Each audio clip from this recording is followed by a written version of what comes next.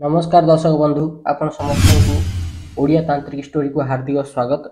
आज भिडियो रे ग्राम देवता को साधना विषय रे अंगे निभा अनुभूति कहूची।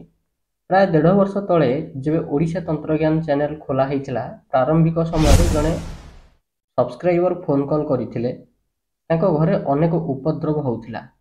राति हेले जिनिस पत्र फोपड़ा फिंगा हुए, घर चाल उपरे कहीं चलिबार शब्द प्रथमे प्रथमे किछि दिन माने एते ध्यान देलेनि, किंतु परवर्ती समय जब ये उपद्रव बढ़िबा को लागिला एमाने अनेक गुणिया तांत्रिक को आनिकरी से स्थान देखैले, किंतु से माने केही भी ठीक करि पारलेनि। जेहेतु तांको घर बालेश्वर थिला एणु बहुत दूर से मते डकैले, किंतु मु गलिनी। प्राय 1.5 मास पर पुणी से फोन कले, फोन करी मते तांको उपद्रवर कथा कहिले। एबे एमाने शांति रही पारु नाहांती। बेले बेले भात हांडी गायब हो जाउची, उभा हो जाउची। केतेबेले भात हांडी थिबो किंतु सेथिरे खाद्य नथिबो। एमिति 4-5 दिन चलिलारु तांकर स्थिति दिनकु दिन गंभीर होबाक लागिला। जेहेतु मु सेठाकु जाई पारि नथिली एणु ताकु कहिली कि तमे किछि दिन पई से स्थान छाड़िकरी अन्य एक स्थान रे रुह। सेमाने भी ताहा ही कले। से स्थान छाड़िकरी जीवा पर सब किछि ठीक चलिला। सेमाने भड़ा घर नहींकरी रहिले। 6 मास रहिबा पर मते पुणी फोन कले और तांको पुराना घरे हेउथिबा समस्त उपद्रव केमिति नाश हबो से कथा पचारिले। मु तांको पचारली कि तम कुलदेवी किए? से कहिले जे तांको कुलदेवी किए से जानतिनी, जानी नाहांती। तांको आखपाखर लोक किंबा घरर लोक भी केही कहि पारलेनी जे कुलदेवी किए बोली। तांको गाँ रे 2 जन को कालिसी लागे। तांको सह कथाबार्ता करिबा पई मु कहिले। सेमाने मो सह 2 जन कालिसींकर कथाबार्ता करेइले। कालिसींक सह कथाबार्ता करिबा पर जानिबा को पाइली जे से स्थान उपरे श्मशान शक्ति अनेक गुड़ाई आसी बास कलेनी, किंतु यार कारण कौन किछि जना पड़ू न थाए। कालिसी को से शक्ति को बाहर करिया पई अनुरोध कली। सेमाने मना कले जे एहा तांको कैपेसिटी बाहरर काम। सेठु 2 जन कालिसी को किछि विधि विधानर पूजा देली और रेणुका साबरी मंत्र देली। रेणुका साबरी देवी जी से भारी पावरफुल। जिते भीषण भीषण तंत्र प्रयोग हो खाद्य माध्यम दिया ही थाउ, से जिनिस शरीर जेकोसी अंगरे जेकोसी स्थान रे लुचिकी थाउ रेणुका देवी ताकू बाहर कर दियंती। श्मशान उजागर आ सुप्त करिबा पईका मध्य रेणुका देवींकर आवश्यकता पड़े। जेबे कोनोसी साधक श्मशान रे साधना करिया पई जाए, प्रथमे ताकू श्मशान को जागृत करिया को पड़े। श्मशान जागृत हेले ही ता साधनार सिद्धि प्राप्ति हो परिबो। जेते प्रकार लोक भूत प्रेत पिशाच पिशाचिनी डाहाणी जखिणी श्मशान चंडी चामुंडा भैरव एमानकर साधना करती, सेमाना समस्ते श्मशान को जागृत केमती करा जाए सेटा जानिथिबे। श्मशान जेबे जागृत करा जाए अल्प समय पईका ही जागृत करा जाए। निजर साधना शेष होगा पर पुणी ताकू सुप्त कर चली आसवाक पड़े। सेठारु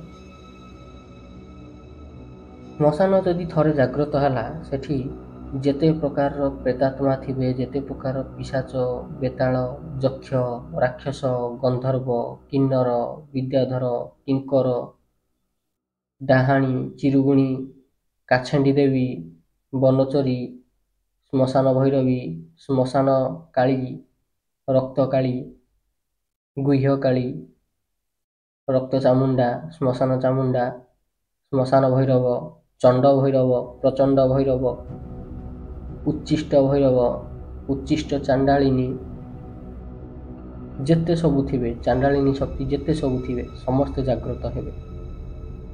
जेतेबेले समस्त जागृत हेबे सेठी भोग देवाकू पड़े। तेणु श्मशान जागरण विद्या गोटे एते भयंकर विद्या जे जानिथब से बहुत कष्ट जाइकरी करे। एनिवेज श्मशान उजागर किंबा सुप्त करिवार काम रेणुका साबरी देवींकर चुटकीर काम, किंतु रेणुका साबरी देवींकर साधना करने एत सहज नुहे। रेणुका देवींकर साधना आ पूजा करागला। 21 जन लोक मिसिकरी एकदम शुद्धपुत हो मंत्र अनुष्ठान रे बसिले। मंत्र अनुष्ठान 11 दिन रे ही शेष है। गाँव रे से 11 दिन गोटे पर्व भली पालन कले। 11 दिन जाक क्षेत्रपाल को 3 समय भोग देउथिले। रेणुका साबरी मंत्र को संपुट करी आहुति दिया होउथाय। क्षेत्रपाल आसुथांती आ से घरू नीति 15-20टा लेखाएं प्रेत पिशाच मानू बांधिक नहीं जाउथांती। 4 ରୁ 5 दिन पर्यंत राति हेला माने बड़ बड़ कुहाट शुभे। लोक भयभीत हुअन्ति सत, किंतु जेहेतु समस्त गाँ लोक एकत्र होइछन्ति तेणु मिसिकी एसबू को इग्नोर कर दियंती। क्षेत्रपाल बारंबार आवेश ही बंधन करथिले मध्य से स्थान रे प्रेत संख्या कमु न थाए। कुलदेवींकर आवाहन भी करिपारु नाहांती। तेणु बाध्य होई 5 दिन तांकु ग्राम देवींकर पूजा करने को कहुगला। से ग्राम देवींकर पूजा करी अधिया पड़िले।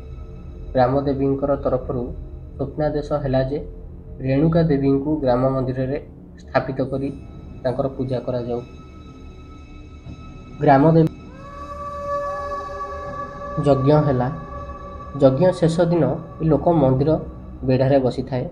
जे सब्सक्राइबर जे सी मन दुख करके बसी थाए। जड़े बुढ़ा लोक आसिले से व्यक्ति को कहले कि मु भोकिला अच्छी मत खाइबा को दे। यही लोक निराश हताश ही बसी थांती। ये तांकु मंदिर प्रसाद बढ़ई दे पुणी मन मारी बसिला। से बुढ़ा जनक मंदिर बेढ़ा उपरे खाद्य खाइबा को लगिले। सब्सक्राइबर जी से आउ बुढ़ा लोकर चेहरा को देखी नाहांती। एई लोकर मने भी नाही जे मंदिर बेढ़ा उपरे खाद्य खाइबा निषेध होली।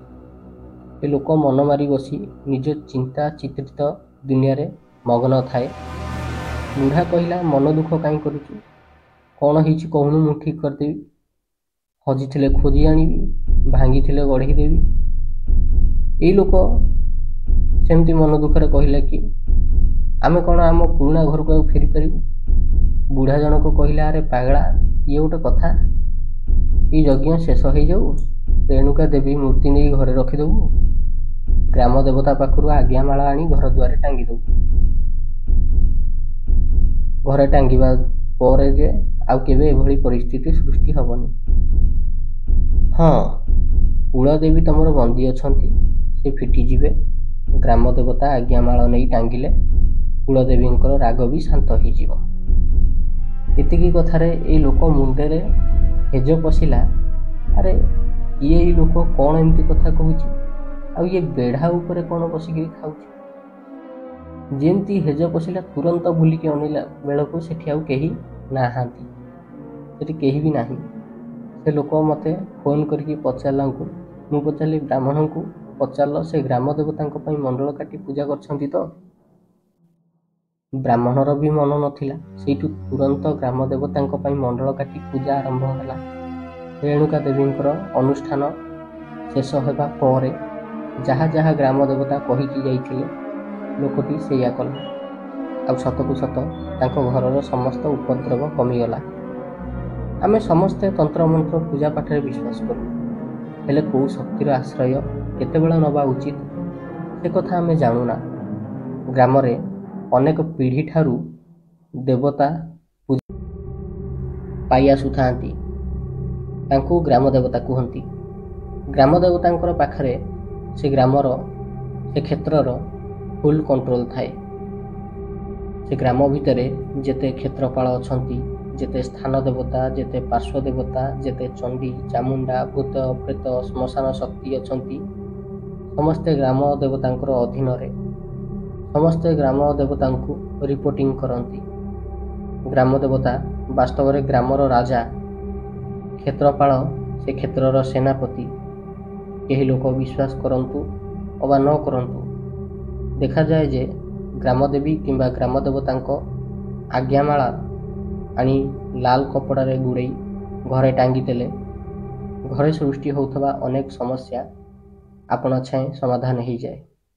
କେବଳ ସେତିକି ନୁହେଁ, ପ୍ରତ୍ୟେକ ସାଧକର ଧର୍ମ ଏଇଆ ଯେ ସେ ପ୍ରଥମେ ଗ୍ରାମଦେବତାଙ୍କର ଗ୍ରାମଦେବୀଙ୍କର ଆଶ୍ରା ନେଇ ସାଧନା ମାର୍ଗରେ ଆଗକୁ ବଢ଼ିବା ଉଚିତ, ଯଦ୍ୱାରା ସେ ସ୍ଥାନ ଭିତରେ ଯଦି କୌଣସି ଘଟଣା ଅଘଟଣ ହୁଏ ତେବେ ଗ୍ରାମଦେବୀ ଗ୍ରାମଦେବତା ସମ୍ଭାଳି ନେବେ ଆଉ ସାଧକକୁ ବଞ୍ଚେଇ ଦେବେ। ତେବେ ଆଜି ପାଇଁ କାହାଣୀଟି ଏତିକି। ଏଇଟା ରିଏଲ୍ ଇନସିଡେଣ୍ଟ ଉପରେ କାହାଣୀଟି। ଆଶା କରୁଛି ଆପଣଙ୍କୁ ଭଲ ଲାଗିଥିବ। ଯଦି ଆପଣଙ୍କୁ କାହାଣୀଟି ଭଲ ଲାଗିଛି, ଏଇଭଳି କାହାଣୀ ଶୁଣିବା ପାଇଁ ଆପଣ ଆମ ଚ୍ୟାନେଲ ଓଡ଼ିଆ ତାନ୍ତ୍ରିକ ଷ୍ଟୋରିକୁ ନିଶ୍ଚିତ ସବସ୍କ୍ରାଇବ୍ କରନ୍ତୁ। ଧନ୍ୟବାଦ।